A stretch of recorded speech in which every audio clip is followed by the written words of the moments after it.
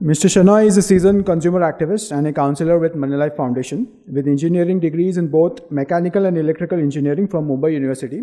Mr. Shenoy brings technical expertise as well as a strong commitment to consumer rights. After a long and successful career at L&T, where he served as a deputy general manager, he has become an active figure in consumer advocacy, particularly through his work through the Mumbai Grahak Panchayat's Consumer Guidance Cell. Today, Mr. Shenoy will be speaking on alternate dispute resolutions under RERA for flat buyers. Please join me in welcoming Mr. A.V. Shenoy. I have a difficult task of keeping you all awake, after lunch. Yeah, it's the most difficult time, So I am going to keep my speech minimum and, maybe go for more interaction, after the session. Okay. In the morning session, you heard Mr. Advocate Vinod Sampath. Now he took the side, he told you about the lawyer's view, about how to go about, when you face a dispute resolution. I am going to talk from the angle of a common citizen. What a common citizen should do when he faces the dispute. Because lawyers will always tell you, from the legal angle. They will tell you what are the legal ways which are available for solving the problem. Whereas when we as a citizen, when we know what it means going to a court, what time it takes to solve a issue, the charges you pay to the lawyer, So considering all that, as a citizen, we always try to see whether the dispute can be sorted out, in a different manner, in a simpler manner and dispute manner. So,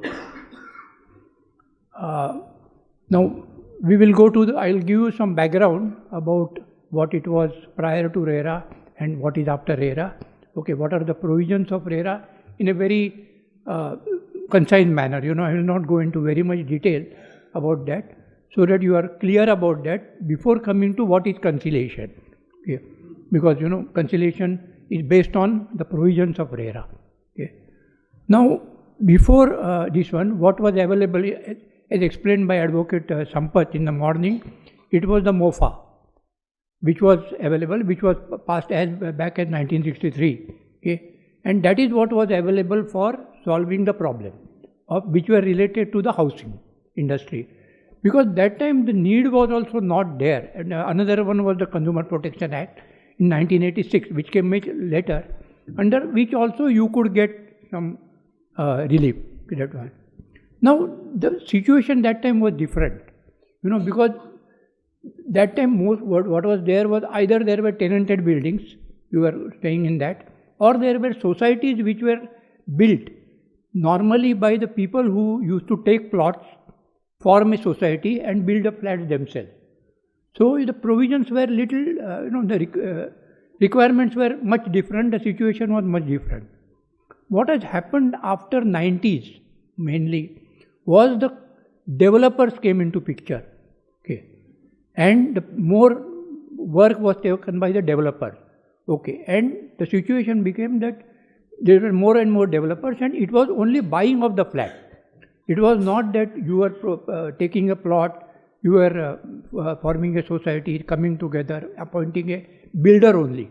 Now it was the developer. So you are buying a flat directly from a developer. The developer buys the land, then he constructs the building, etc., and then sells it to you. So that is what the situation which got changed. And what people started doing that time was you have to only pay for whatever this thing you are buying, and then you are getting the flat. So accordingly the situation changed and people started as per that. What happened most of the cases was the people paid money for that, sometimes even 100%, maybe 20%, 50% in some cases. And the flat did not get ready for years together. And there were many such cases which started coming up. And the provisions available were only these two, MOFA and this, which were found, it was found that there were a lot of deficiencies in this. It was not equipped to address the situation which was created after that. So that is when government thought about bringing in this Real Estate Regulation Act, this one, RERA. It is Real Estate Regulation and Promotion. Okay, that is what is there. So government thought about coming out with a bigger framework, which will provide a regulator also for this industry. Because if you see other industries like banking, okay, insurance, okay, equities, shares, etc., there is a regulator for regulating that industry. But prior to 2016, there was no regulator. Or you had no choice but to just complain to go to the court. Okay, there is no other issue. So the RERA tried to address this issue also of providing a regulator which can regulate the whole industry of developers, agents which are there, which are in between, and the buyers. It encompassed all the things. Okay. So Real Estate Regulation and Promotion Act, RERA, it was actually passed in 2016 by central government. In fact, before that, Maharashtra government tried to pass a Housing Act which was totally pro-builder. But luckily for all of us, that got stuck because of central government said, no, please don't implement. We are coming out with a central one. So the central one came. This is a central one. So the Central Act came in 2016. Then each state was supposed to form their own regulatory authority and come out with rules and regulations. So these rules and regulations came in 1st May 2017.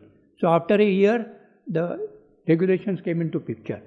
And that is the time the RERA, each state had its own district. So for Maharashtra, it was RERA which was formed. So RERA came out with a district also. So it was a fully functional authority.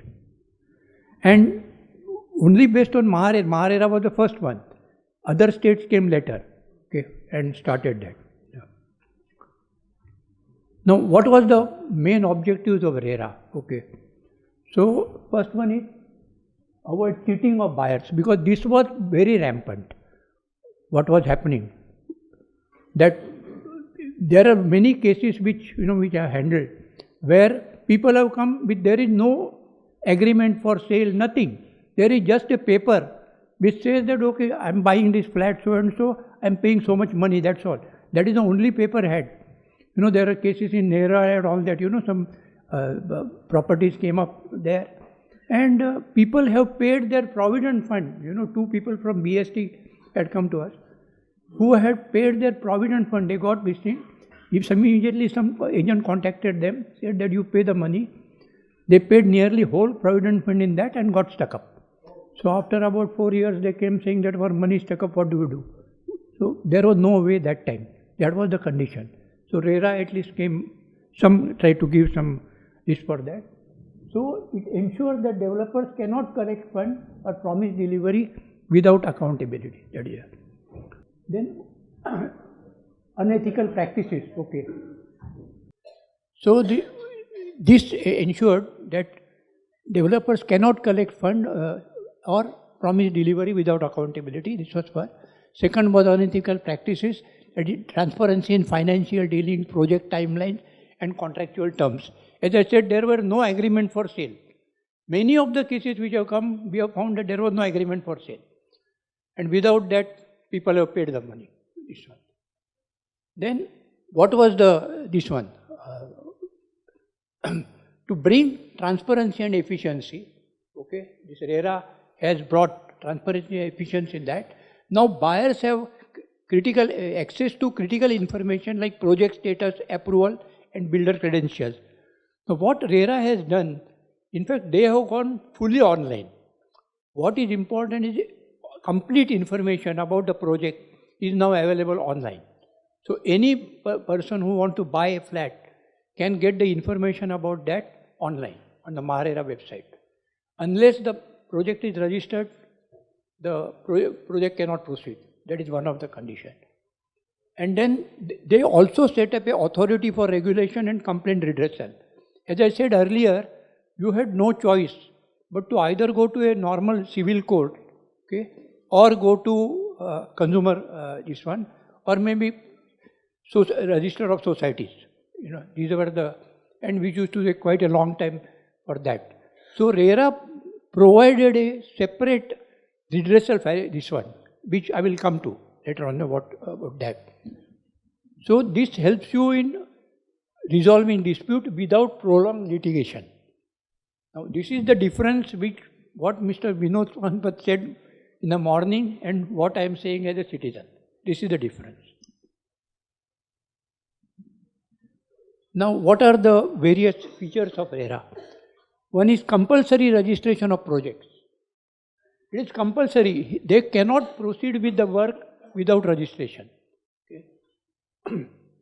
Now there are some exceptions which says that a project which is less than 500 square meters, okay, the plot size, or 8 allottees, there are only 8 buyers, then that is out of the purview of this. But very few are like that, maybe few bungalows or something. But otherwise most of the apartments come into RERA. Okay. Then second part is the escrow account. Now this is one of the most important things which RERA provided. Because what used to happen earlier, a builder will take maybe 4 or 5 projects simultaneously. He will take money from one, use it in other one. Okay, take money from second, use it for the third. So what used to happen is, he will be siphoning the money from one project to another. And then one project, because suppose the money stops coming, the first project will get stuck, then the second like that. So one after another, everything will get. And then he will throw up his hands, saying that, मेरे पास पैसा नहीं है अभी, now I can't proceed. आज floors हो गया, बाकी का जो फ्लोर्स है 9 floors which are to be built, भी पैसा नहीं है अब this thing. So most of the project got stuck up like that. So one of the provision which RERA made was escrow account. There is an account which is required to be opened for every project, separate account. And 70% of the money which he takes from the buyers, okay, has to be put in that account. And that money can be used only for that project. It just cannot be transferred outside. Okay. Then defect liability period. Okay. Now again the question came up that earlier when the project was complete and there is a leakage, some plaster falling down and all that, you had no choice. Once you are taken in hand, builder will just run away, and then you either break your head, either spend your own money in doing it, or just follow him up and he will do nothing. Okay, you just waste your time and money and nothing will happen. Otherwise you have to go to court, and for a small thing again go into a court over there. So now there is a clear defect liability period. So about 5 years this defect liability period is there. He has to ensure that any defect which occurs, okay, he has to repair it without any cost to the buyer. Then cancellation of unethical practices. Okay, so as I said, projects involved in deceptive practices. People, their brochure which earlier used to come out, used to give you some wrong information. Okay, saying that this project is very near to the metro, very near to the Eastern Freeway. When you actually went there, you found that the metro station is 5 kilometers away. Okay, yeah. So that is how the thing. So now it stops all these things. So any advertisement which is made also is there. If it is found that it is not matching with whatever final project is there, you can approach RERA, okay, for that. Then buyer's rights in delayed project. Now this is the one where the conciliation mainly comes into picture, most of the thing. Because what was, as I said earlier, happening, that there used to be regular delays, because mostly because of the financial trouble, or many a time there were other things like what Mr. Afzal said in the morning, that the property was not itself on the name of the buyer. The property card showed somebody else's name, or there were disputes about the whole property itself. There were maybe some 4 or 5, brothers which are there, who are there. And there may be disputes among them. So the property is under litigation. So the property is not really on the builder's name. But then he will be selling that property straight away. And then it gets stuck up because the matter goes to in the court and the work was used to get. So this has become important. So now based on the agreement for sale which is there, whatever is the delivery promised, that delivery also has to be reasonable. He cannot promise you 10 years delivery. About 3 years, 4 years, 5 years. That is the normal period which is there. So the delivery has to be promised in the agreement for sale. And any delay in that, okay, there is a price to be paid. That means a penalty which is levied on the developer. And standard rate is whatever is MCLR, what is the state bank rate, whatever is there, plus 2%. So that is what is the buyer's right now. In case of any delay, even if 1 month delay is there, you can say that there is a delay, I want this one. So this became a right in the hand of this thing for asking for a compensation, which was not provided in any of the earlier laws. For Consumer Protection Act, it did not say anything, it was left to the judge. That if he feels that there is a compensation, he will give based on whatever figure, maybe he may say 5%, 8%, somebody may say 14%. But now here at least there is a clear figure given, saying that MCLR rate plus 2%. That is what it is. Then cap on advance payments. Now here again, as I said, that there were people who were taking nearly 100% payment and you are stuck. Now there is a clear about how much payment can be taken at what stage. He cannot take more than 10%, this one, at the time of booking, unless the registration is there. Only before registration, only 10% can be taken. And agreement for sale has to be made. All the rest of the payments have to be made after that. Then society formation timeline. Now this was another thing. You must have seen, I don't know how many of you are staying in a society which has a conveyance. This is one of the major problems. Government came out with deemed conveyance and all that. Mr. Afzal also mentioned about it. I think Mr. Sampath also mentioned, advocate, that most of the societies don't have conveyance. So now it has become again compulsory under RERA that the housing society should be formed within 3 months after 50% of the flats are sold. Sold, not occupied. Once he sells 50% of the flats, he has to register the society. That is the first thing. So the registration of society has also become binding for that. And second is the mandatory conveyance, that developers are required to transfer ownership and execute conveyance within 3 months of the OC. Once an occupation certificate is received, within 3 months, the society needs to be registered. So this has also become very... Yeah. And the conveyance deed does not take place. No, OC, that's why, OC is also now binding, because once he has given the date for completion, whatever is the delay, there is a penalty. Automatically the penalty will start the day the date is over. So all those people who have taken the flat, maybe 20 people have taken, all 20 people can ask for this one. So builder is very much worried now. Earlier, he can get through. Now he has to think, if it is 100 distinct buyer society, then he has to pay 100 people. So he has to think, and the clock starts from month 1. So now it is not that simple. So you find nowadays many buildings getting completed in time, or maybe within 1 year delay or whatever. But 1 year delay came because of COVID. They were allowed 1 year delay. So most of the things are getting completed because of this clause which came in. Then defect liability period, as I said, 5 years is there for structural complaint. Yes, yes. Okay.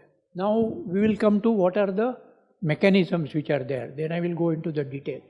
The first one is the conciliation. Now this is where I differ with Advocate Sampath. Okay. Because I said I look from a citizen's angle, and fortunately, or whatever you may say, I was one of the first benches. There were 8 benches formed when Maharera was there in February 2018. Okay, after the clause 32G of the Maharera Act allowed. So for the conciliation, conciliation is a settlement. It's not by law, that you don't go to a judge and both of you put your case, the buyer and the developer both give their case, and then the judge decides what is to be given. Conciliation procedure is not like that. Conciliation is a joint, settlement done between the buyer and the developer, and it is before a bench of two persons, one who represents the Builders Association and one which represents a consumer organization.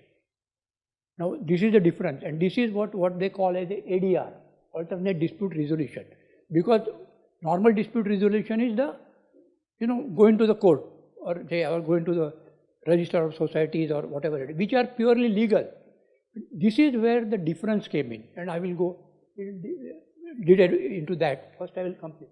So the first step is conciliation, okay, where, as I said, you go for that. This is try to make a settlement between the two. Second step is the adjudication. Now adjudication is like a court, but then you don't have to go to a normal court, the civil court, where there are so many other cases also there. Your case is one of them, but when you go there, there may be 80 cases lined up. Now here there are only cases which are related to law, RERA. No other case is taken. So there are 4 adjudication benches. Okay, there are no judges on that. They are all IAS officers who are appointed as or technical members who are there.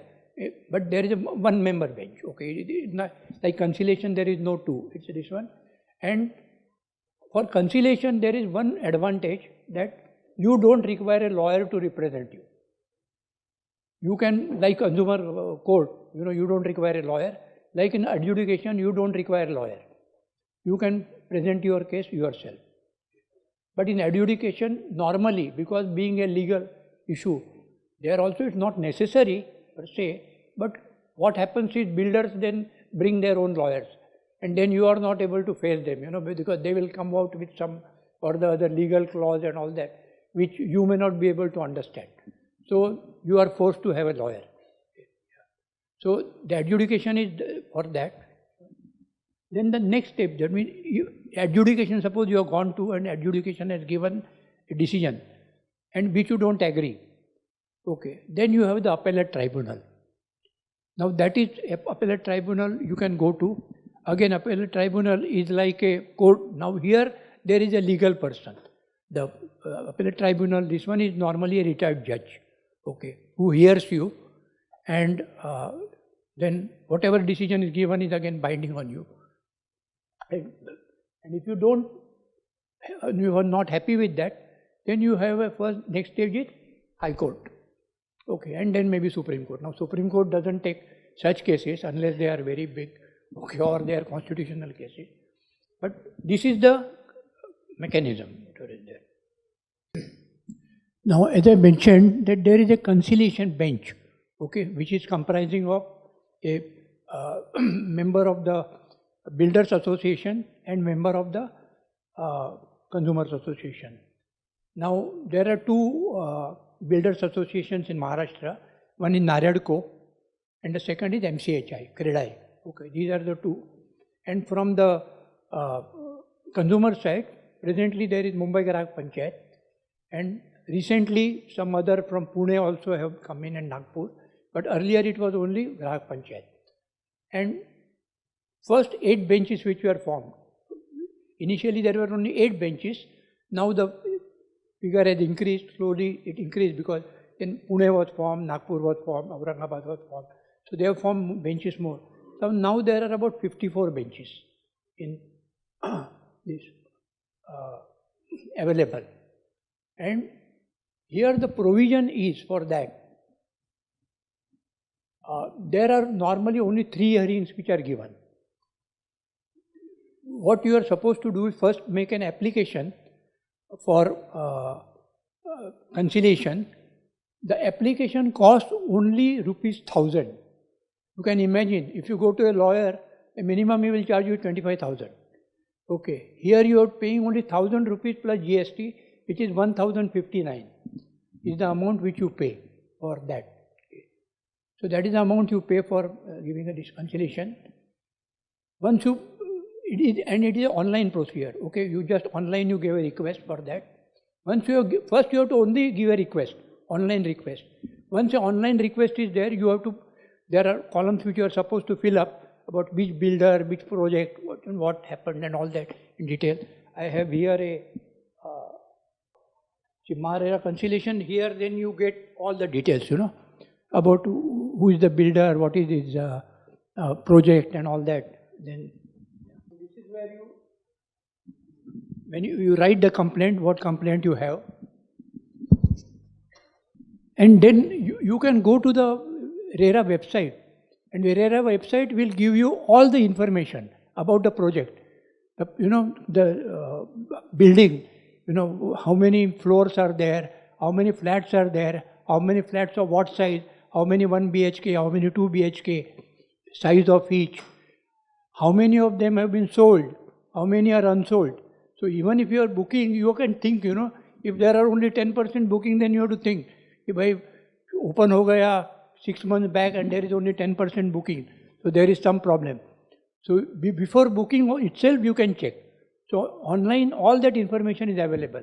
It also tells you whether there is any litigation pending against that particular builder and in that project. So that is also there. How many litigations are pending against that? So that also is an input for you for making a list.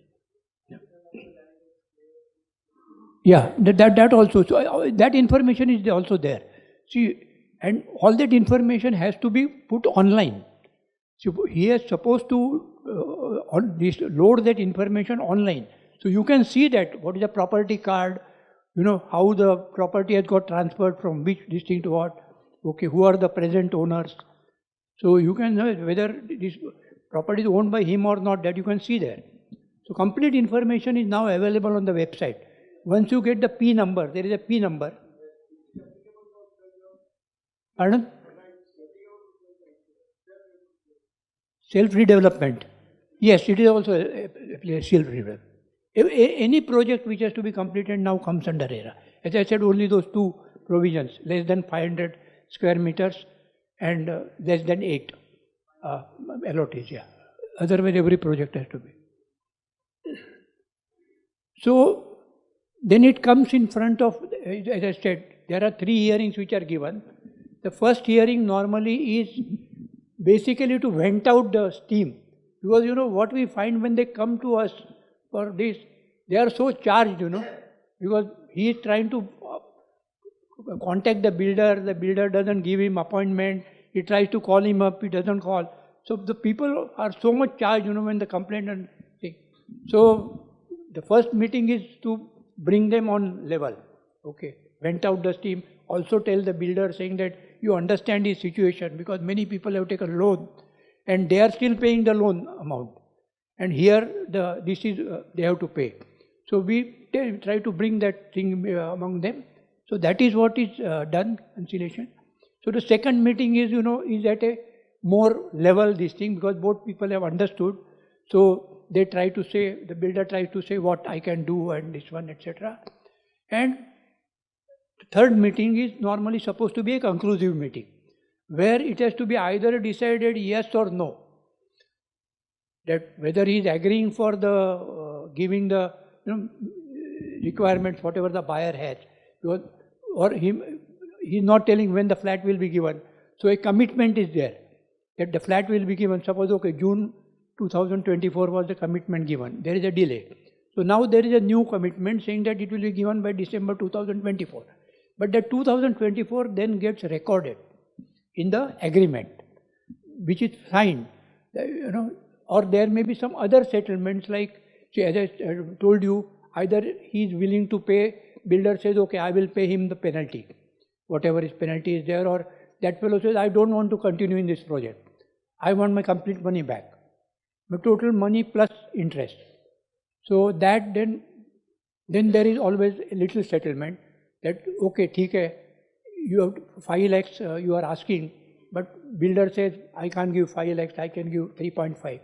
So then we tell, theek hai, by 3.5, to aaj to haath mein, Yeah, instead of waiting for another 1 year and getting 5 lakh, better take 3.5. And so, that sort of settlement was done. But all that settlement is written down. There is nothing, no settlement as done by, maybe politicians and all. Yeah. Huh?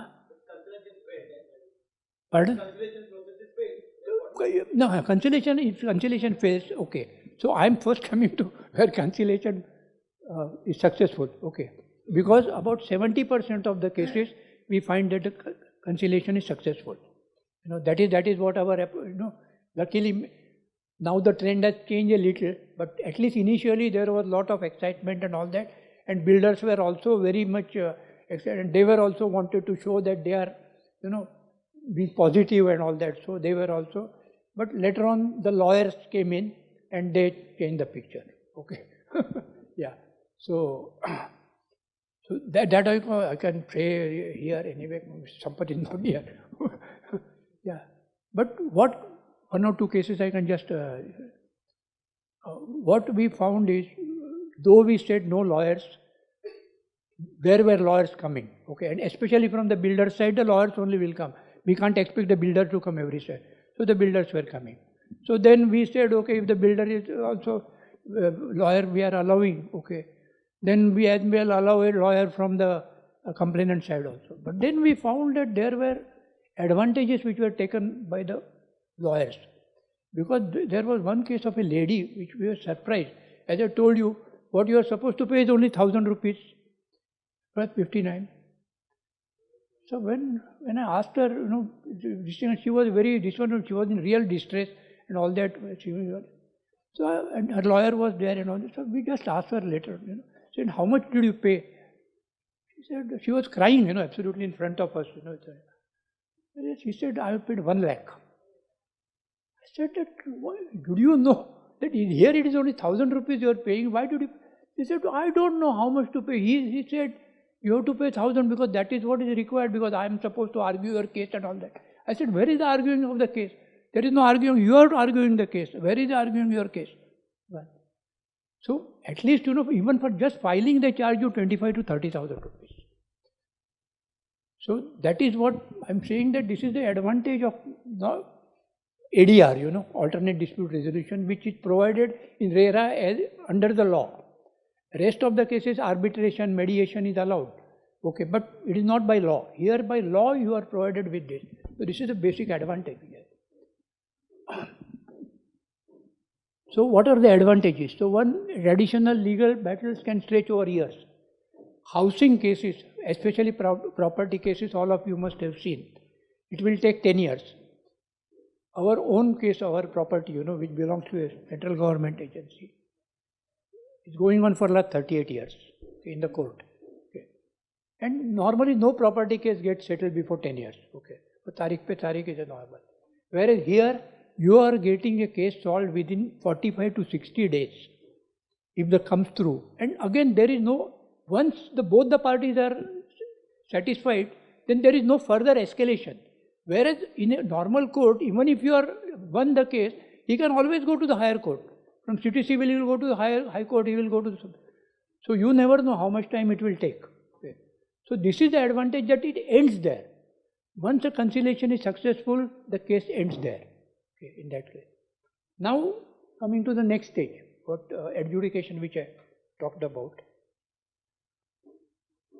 Adjudication, okay. Now if the conciliation fails, then you can go to the adjudication. And there again the amount to be paid is only rupees 5,000. You can again imagine, only 5,000 rupees is what is to be paid to the government plus GST. But there a lawyer comes. So the lawyer's fees are something which you cannot. And like the consumer court, unfortunately many of the lawyers have now made RERA also as their profession. It has become a profession. So that has brought the delays, unfortunately, in the adjudication process. Conciliation, there are not much delays. Okay, you may not get in 60 days, but it will in 90 days, maybe 120 days. Okay, it will go to. But adjudication, there are cases which are pending for 2 years and 3 years today. And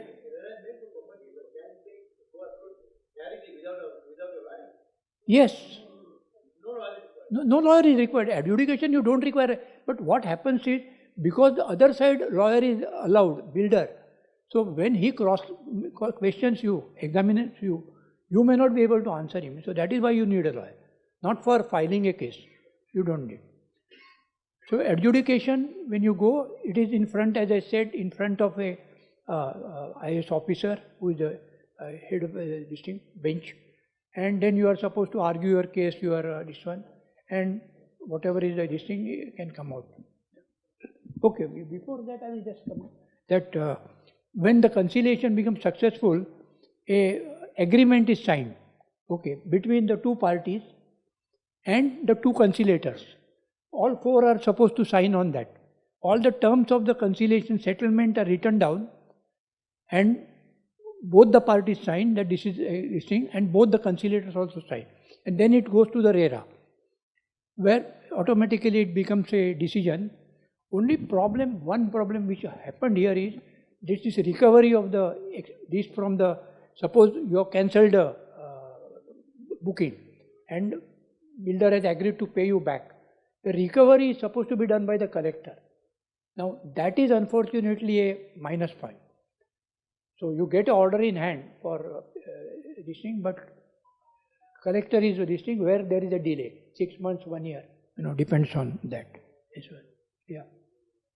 So then the adjudication is the formal hearing, as I said, okay, for unresolved this thing.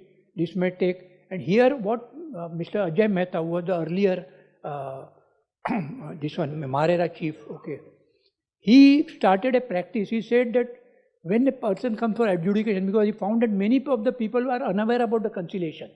So what he used to do is, he used to ask these people whether you are willing for conciliation. And if he is agreeing, then he said, okay, refer this case to the conciliation. And the advantage there was, suppose the conciliation fails or the builder doesn't agree for conciliation, you are back in the queue where you were. It's not that you go at the end of the queue. So your position in the queue still remains. Okay. So that is the advantage you have. So then appellate tribunal, as I said, and High Court. Now this I have explained.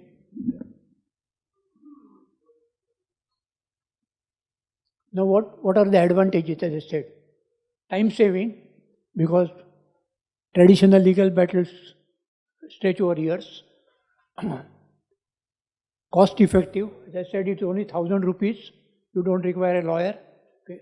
And this one. Then mutually satisfactory outcome, because both the parties are happy. Okay, they go back. This one. And no formality barriers. Because in a court when you go, whatever it is, it's a formal this one. You are always tense. A common man like that, when you go to the court, he is normally tense, because lawyers are there. You have to answer the judge and all that. They will put a finger at you saying to say yes or no, like that. So that sort of thing is not there. It's totally informal, okay.